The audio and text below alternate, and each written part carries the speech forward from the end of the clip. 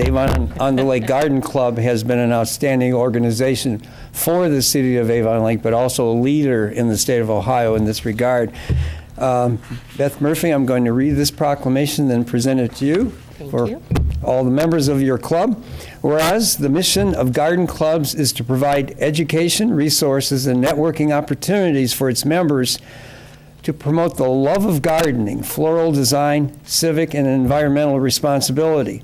They seek to add beauty, splendor, fragrance, and nutrition to our lives through the growing of herbs, vegetables, foliage, and flowers. And whereas, since its formation in 1930, the Avon on the Lake Garden Club has become a gardening icon in the state, enjoying a reputation for excellence and leadership among other Ohio garden clubs, and earning the honor of Garden Club of the Year in 2008, 2012, and 2016 by the Garden Club of Ohio.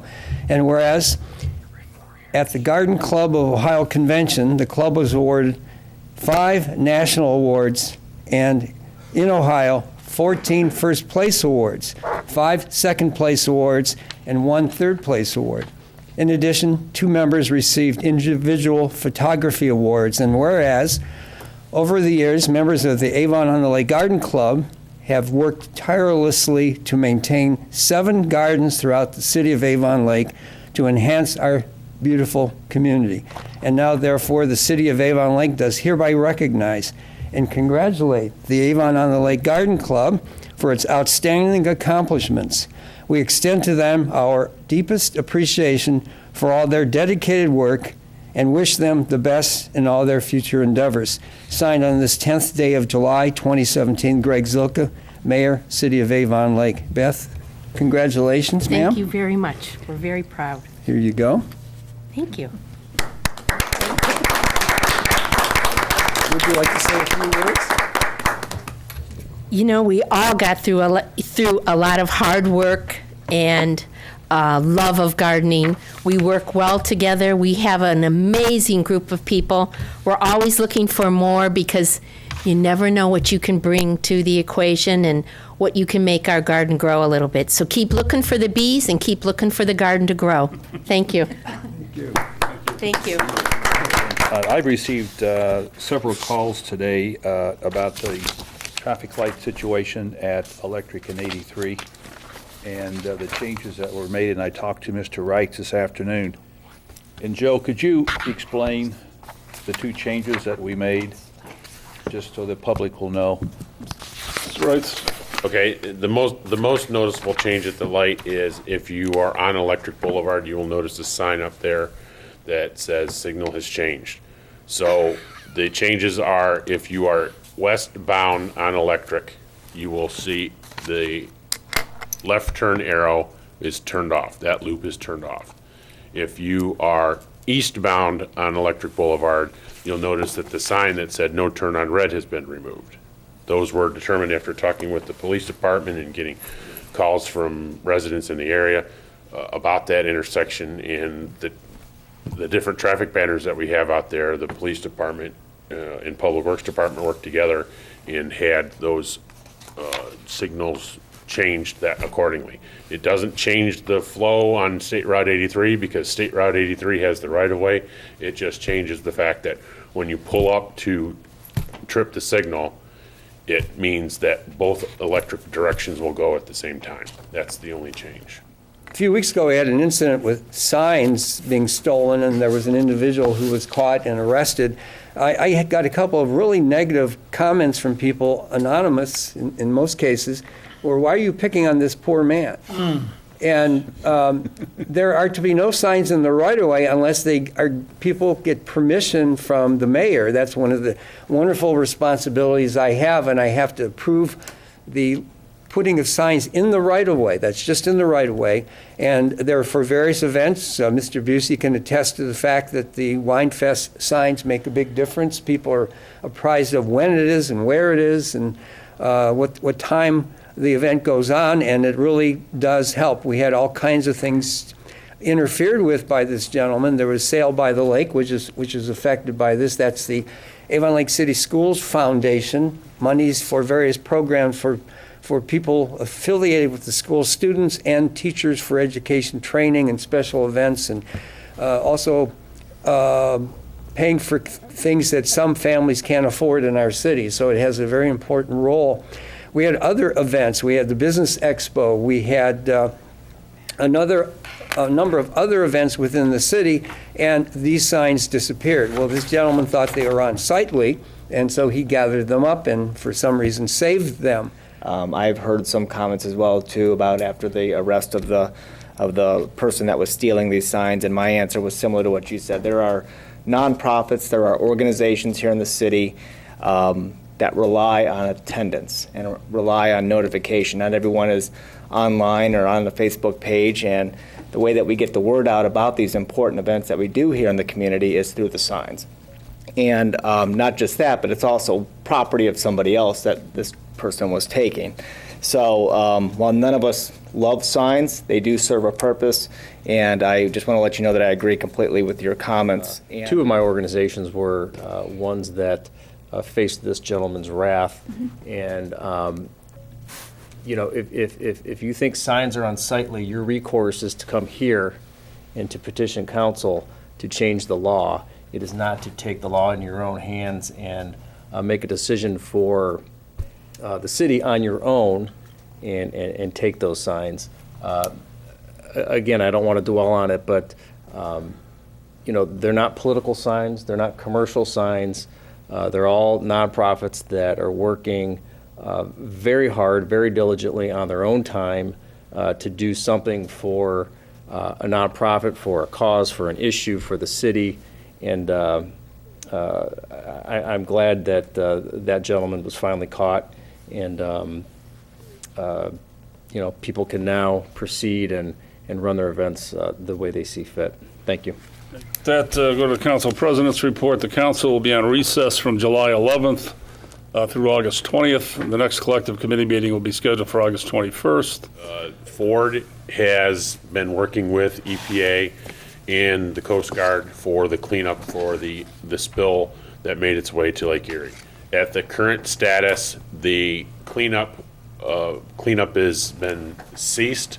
They are working with EPA, and I should say EPA is working with Ford to come up with a water testing program, because they're looking for one of the elements of the paint to make sure that there is no more of this product making it out to Lake Erie. But at this time, as of last week, all of the emergency cleanup machinery has been demobilized from the site.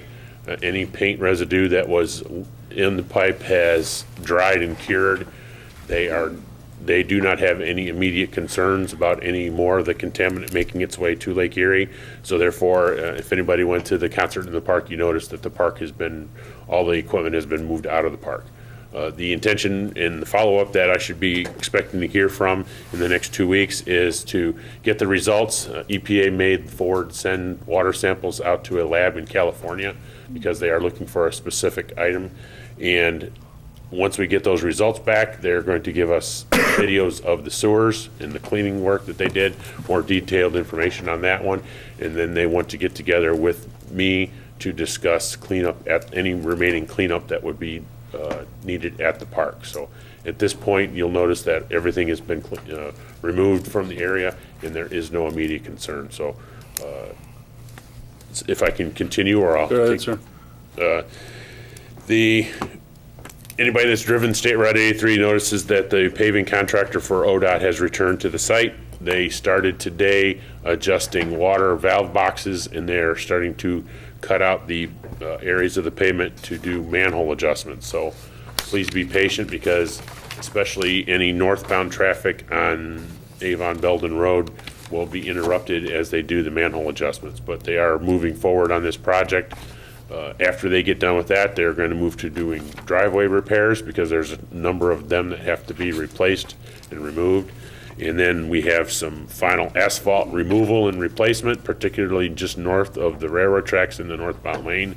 And then once that is all completed, they will put down the permanent pavement markings, which are going to be thermoplastic. So what you see out there now is actually just temporary. So the remaining ones, the remaining lane markings and so forth will be installed. I've received a number of calls, people asking about crosswalk markings and so forth. That is included in this project and will be finalized once they get all of the pavement work done. Beyond that, if I can continue. Go ahead, sir. Lear Krebs closure, I did get another confirmation from Norfolk and Southern that they are still on schedule for the closure of the railroad tracks at Lear Road. Now, traffic will be able to come down Lear and turn onto Krebs, but you will not be able to cross over into the city of Avon. I've coordinated all this with the city of Bay Village as well as the city of Avon. All safety forces have been in contact with each other, including discussions with Sheffield Lake for any discussions and advising anybody that may be trying to access the Cleveland Clinic as far as emergency purposes go. So we've been in full coordination with that. Next week, they will be putting up the advanced warning signs both at Bradley Road, on Lear Road, and on Nagel Road just at Chester. So they will be putting up the big highway signs that you've seen out there before, advising people of the closure. So you will be able to get to all local businesses in the area from the different directions. It's just that you will not be able to cross over the railroad tracks.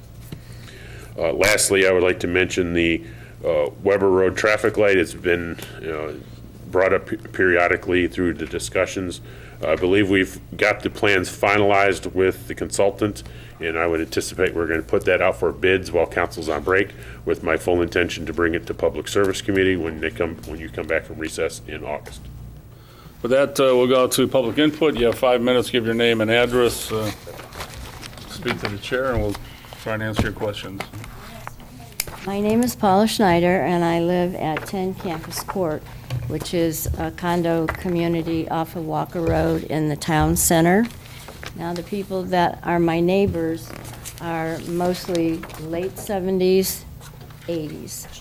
Now, these people have walkers, rascals, canes, you name it, just to get around, to get some exercise, which has been affected by the closing off of the pond over there by the police department. All of a sudden, all of these geese are in our community. And there are two packs, I guess you call them. One has 36. One has 36. The other pack has 28. Now, these are particularly upsetting to me because I live on an end unit. You can see from my patio over to the big vacant lot over by Kopf, and then next to that is the Springer grassy area. Well, they go over by that vacant lot, they come through the Springer, and then they come right through my front yard and across my driveway, across the street into the smallest pond. Now, this happens probably 8 times a day. The biggest thing is the unsanitary condition that we are dealing with. And you not only have geese that they poop as they walk, but I have this beautiful golf course view, which I love, but I can't even go out on my grass because there's geese poop everywhere. And I had to be very careful. The people on my street, we're all kind of beside ourselves because, we have grandchildren that come over. Even our own health could be affected. And if you read the handouts there, it'll tell you, as did Dr. Lamb, how much bacteria, E. coli, is in geese poop. So I guess it's just, I wanted to make a statement that this is not just an inconvenience. Right. It is a real health issue to the people that are dealing with it. So I thank you for your time. Thank you for coming down You're to see. kind of intimidating to talk I didn't mean it to be. Sorry it took so long, but thank you very much for your time. We're actually very nice. cheering me on when I get back. Thank you. Thank you, ma'am. Thank you.